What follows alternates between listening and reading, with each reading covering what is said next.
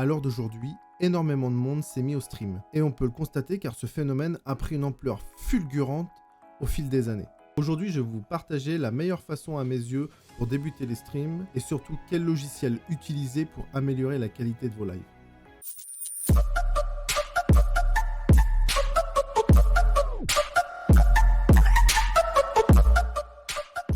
Salut tout le monde, je suis Kelaz, j'espère que vous allez bien. Petit rappel, je suis en live tous les soirs sur Twitch à partir de 21h30. Le lien s'affiche sur l'écran. Si vous désirez me poser des questions, discuter un petit peu ou simplement vous détendre, vous êtes les bienvenus sur mon live. N'hésitez pas à passer pour soutenir la chaîne, ça me ferait vraiment plaisir.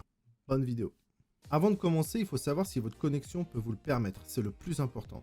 Si vous avez envie de streamer mais que vous n'avez pas de connexion, c'est même pas la peine d'y penser, ça ne sert à rien du tout. Ou alors vous allez vraiment offrir un stream dégueulasse. Le fonctionnement d'un ordinateur, faut le savoir, ça prend environ 1 mégabit par seconde en temps normal.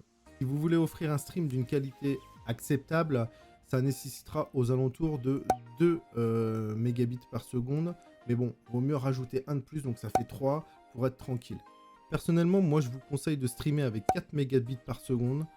Si vraiment vous n'avez pas de connexion, 2 mégabits par seconde, c'est vraiment le minimum. Si vraiment vous avez une connexion merdique, mais je dis bien merdique, là vous pouvez descendre en dessous de 2, c'est-à-dire 1. Et en dessous de 1, c'est vraiment 0,7, mais vraiment le minimum requis possible pour faire de la 360 en 25 images par seconde. Parce que sinon, c'est vraiment dégueulasse. À partir de là, si vous avez la fibre, alléluia mes frères, vous avez la fibre, vous avez de la chance parce que moi je l'ai pas. En gros, ce qu'il faut savoir, c'est que si vous voulez stream du 360p, ça varie votre bitrate en fait. Quand vous allez faire des tests sur le site que je vais vous montrer après, votre bitrate doit tourner entre 600 et 800 pour faire du stream de 360p en 25 images par seconde. C'est-à-dire c'est un stream dégueulasse. Ça après. Tout le monde ne peut pas stream en Full HD 4K, Ultra 4K et tout le tintouin. Si vous voulez faire des streams en 480p, il faut tourner entre 900 et 1200. Après, plus ça monte, mieux c'est bien évidemment. Si vous voulez faire du 720p, il faut tourner entre 1800 et 2500 bitrate. Et si vous voulez faire du 1080p, il faut tourner entre 3000 et 3500 bitrate. Après, si vous avez plus, c'est que vous pouvez. Donc voilà, après, c'est pas la peine de streamer en 4K. Hein. Twitch, c'est mort. Je vous le dis direct, hein, c'est mort. Twitch n'autorise que pour les affiliés, pas les partenaires, pour les affiliés à 6000 de bitrate max. Donc si vous n'êtes pas partenaire... Attention, ce que je viens de vous dire juste avant, écoutez bien, c'est purement des infos estimatoires. Ça se dit ça? Ouais, ça se dit ça. Vous pouvez pas juste prendre en compte le bitrate, savoir si vous avez une connexion. Tiens, je vais streamer, c'est bon, j'ai une bonne connexion. Non, non, le PC il rentre en compte. Il faut prendre la puissance de PC, c'est-à-dire la carte graphique, le processeur, et enfin voilà, tout ça, ça rentre en compte. C'est un tout. Et si vous avez un bon PC et une bonne connexion, c'est bon. Si vous avez une bonne connexion, mais que vous avez un PC de daube, excusez-moi, ça va être très difficile pour lui de calculer le jeu plus le rendu plus le stream, tout bêtement. Le mieux, c'est la qualité du stream, la qualité de... avoir une bonne connexion et la qualité du PC. Ça, c'est un tout. Là, je vais vous emmener faire vos tests pour savoir justement combien de bitrate vous avez. Donc là, on va se retrouver sur la page de speed test qui sera dans la description. Je le fais en même temps que vous. Une fois que vous êtes sur la page speed test, donc vous arrivez sur la page qui est ici, tout simplement. Vous faites OK. Une fois que vous avez fait OK, ça va faire un petit temps de chargement. Bien évidemment, moi, je vais flouter mon adresse IP et tout ça pour que vous ne puissiez pas le voir. Voilà, une fois que vous avez cliqué sur le bouton du milieu, c'est tout simple, vous avez votre résultat. Donc moi, par exemple, j'ai 13 de ping avec 93,80 de descendant, donc de download, et j'ai 20,24 d'ascendant, donc de upload. L'ascendant ou le upload, c'est le plus important pour faire des lives. Si vous n'avez pas d'ascendant, ça veut dire que vous ne pouvez pas donner de l'information aux gens assez rapidement. Et là, la qualité, elle sera vraiment moindre. Une fois que vous avez fait votre test, vous regardez votre ascendant. Voilà, c'est tout simple. Moi, j'ai 20 en ascendant. Ça me fait 20 000 de bitrate.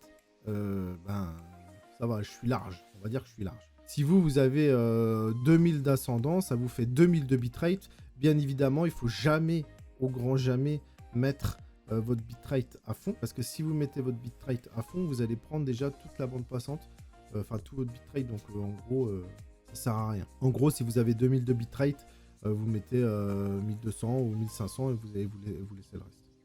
Sachant que le PC en prend toujours un peu, donc ça c'est à vous de faire les tests aussi.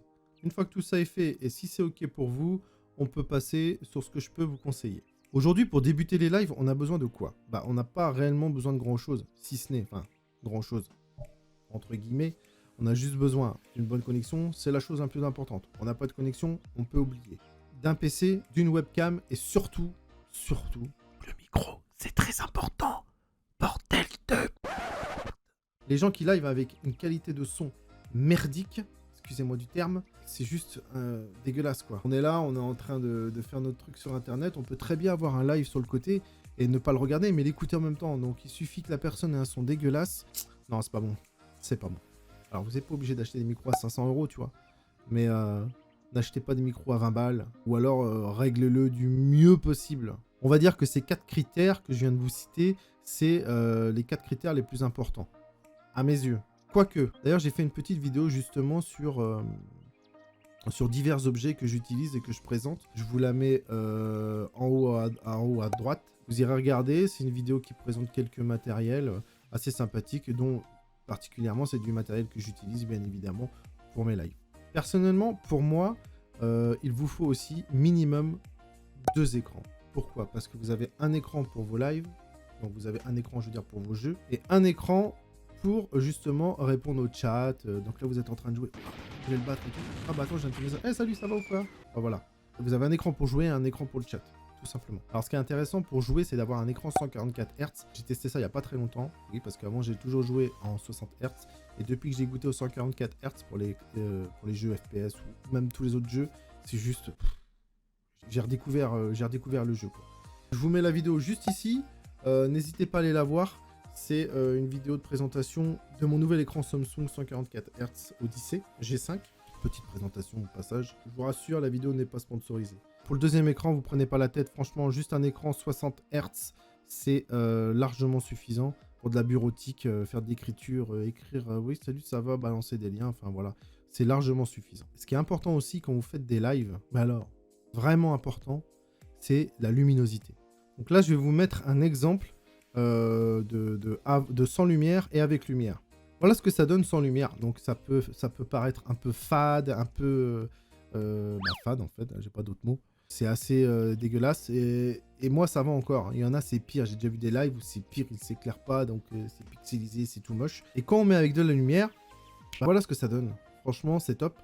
Ce qu'il faut savoir, c'est que la luminosité est vraiment importante pour votre webcam. Si vous avez envie de montrer votre tête à l'écran sans passer pour un zombie... Pardon. Excusez-moi. Je voulais pas faire... Si j'avais envie de le faire. Si j'avais envie de le faire. Qu'est-ce qu'il vous faut pour faire des lives aussi? Bah, c'est bien d'avoir la connexion, c'est bien d'avoir le PC, mais il vous faut autre chose. Il vous faut aussi un logiciel de capture. Si vous n'avez pas de logiciel de capture pour pouvoir envoyer vos lives, ça sert à rien. D'ailleurs, ça me fait penser, je vais vous faire une vidéo dessus. Sur les logiciels de capture. Je vous ferai ça, comme ça au moins je vous présenterai différents logiciels de capture qui est intéressant, qui sont bien ou pas bien, tout simplement. Alors il existe plusieurs logiciels. Je vais essayer de parler un peu plus près du micro parce que j'ai peur que ça fasse des différences de son. Comme je disais, il existe plusieurs logiciels. Pour ceux qui ne les connaissent pas, bah, je vais vous les citer. Les principaux, hein, parce qu'il y en a d'autres que je ne connais pas, il faut que j'examine encore la situation. Donc on les connaît tous, on a OBS Studio, Streamlabs OBS, XSplit, et Nvidia Shadowplay. Ça, c'est ceux que je connais, c'est ceux que généralement tout le monde connaît. Mais moi, perso, j'utilise OBS Studio. J'ai toujours utilisé OBS Studio. J'ai même commencé quand c'était encore OBS. J'ai fait plusieurs vidéos sur OBS Studio. Si vous voulez savoir comment le configurer, que ce soit pour des scènes, pour des sources, savoir le configurer au niveau du bitrate, tout ça. Si vous voulez une configuration totale du logiciel OBS Studio, je vous la mets juste en haut à votre droite, dans le petit i. Comme ça, vous irez les voir directement. Et puis, bah, vous lâcherez un petit pouce. Alors, vous avez aussi XSplit. Alors, XSplit, franchement, pour moi, c'est quasiment identique à OBS. Il y a deux petits bémols. C'est que XSplit, lui, il est payant.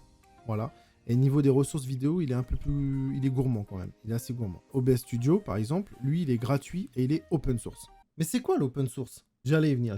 L'open source, c'est tout simplement pour être exploité par les développeurs ou les entreprises, s'ils ont envie de faire des modifications pour leur société ou pour eux-mêmes, tout simplement. Voilà ce que c'est open source, c'est-à-dire que n'importe qui peut le modifier pour lui ou pour sa société. Alors, il y aura toujours des pros XSplit, il y aura toujours des pros OBS Studio et d'autres.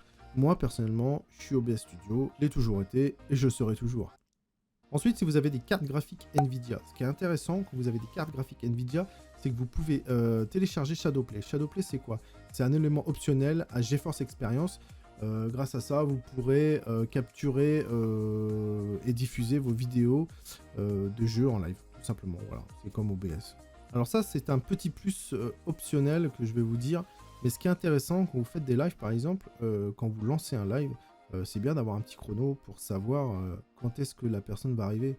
Si vous lancez un live, que ça va être marqué Starting Soon, ou le live va bientôt commencer, mais qu'il n'y a pas d'infos au niveau du chrono ou quoi, on ne sait pas quand est-ce que ça va commencer. Si vous mettez un petit chrono, même 5 ou 10 minutes, on sait que la personne va se retrouver là dans 5 ou 10 minutes, tout simplement. Donc moi, personnellement, j'utilise le petit logiciel qui est à l'écran, qui s'appelle Snaz. Ce qui est intéressant avec Snaz, c'est qu'on peut à la fois mettre des times, mettre des dates, mettre des chronos, mettre des défilements de texte. Vous avez le système info, dynamic file. Enfin, tout ça, c'est un petit... Si vous en voulez une petite vidéo, je vous en ferai une. C'est vraiment sympa comme logiciel, en fait.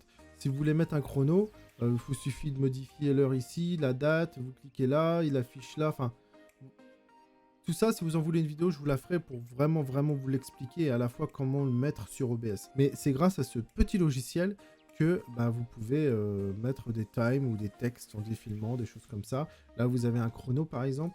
Là, vous avez le texte. Par exemple, là, vous pouvez mettre un texte, vous cliquez tous les 5 secondes. Enfin, bref. Tout ça, je vous l'expliquerai directement dans une vidéo. Donc, sur ces lives, ce qui est intéressant, c'est d'avoir des alertes. Quand vous êtes en train de jouer et que quelqu'un vous follow, s'il n'y a pas d'alerte, vous ne le saurez pas. Si vous avez mis et installé des alertes, vous serez au courant. Il y aura une petite alerte qui va sonner et puis vous saurez quand quelqu'un vous aura follow, ce sera abonné, il y aura un raid ou il y aura plein d'autres trucs. Pour ça, moi j'utilise Streamlabs. Donc vous allez sur le site Streamlabs, donc vous arrivez sur cette page et sur cette page, alors je vais pas vous expliquer tout le site parce que sinon la vidéo elle va durer des plombes. Quand vous êtes en live, ce qui est intéressant, c'est d'avoir des alertes. Les alertes, pourquoi? C'est justement pour quand les gens ils vous follow ou ils vous font des dons, ou même des abonnements ou des cheers, enfin tout ce qu'on peut faire en live, que vous puissiez savoir justement ce qui se passe. Parce que quand vous êtes concentré sur votre jeu, si vous n'avez pas d'alerte, vous ne savez pas ce qui se passe sur votre live. Pour ça, moi j'utilise le site Streamlabs. Alors, comme ici, le site, il est vraiment top. Bon, je vais pas vous faire une vidéo, enfin je vais pas vous expliquer ce site tout de suite parce que sinon j'en aurai pour un moment. Je vous ferai une vidéo séparément dessus, spécialement sur le site Streamlabs, pour savoir comment configurer les alertes, faire tout ce qu'il y a à savoir sur Streamlabs.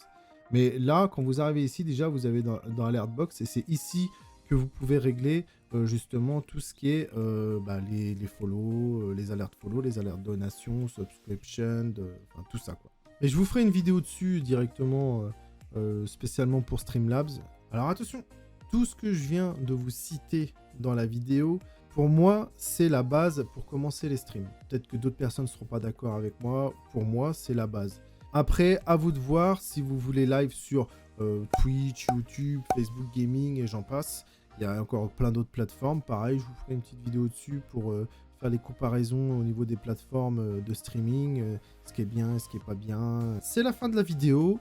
Si la vidéo vous a plu, je vous invite à laisser un petit pouce bleu, à vous abonner à la chaîne, ça fait toujours plaisir et ça me permet surtout à moi de me soutenir pour le travail que je fais justement pour ma chaîne. Je vous rappelle encore une fois que je stream tous les soirs à 21h30 sur Twitch. Si vous avez des questions, si vous avez envie de discuter un petit peu ou même de vous détendre, vous êtes les bienvenus sur ma chaîne, elle apparaît sur l'écran. C'était Kelaz et je vous dis à la prochaine pour de prochaines vidéos. Ciao ciao.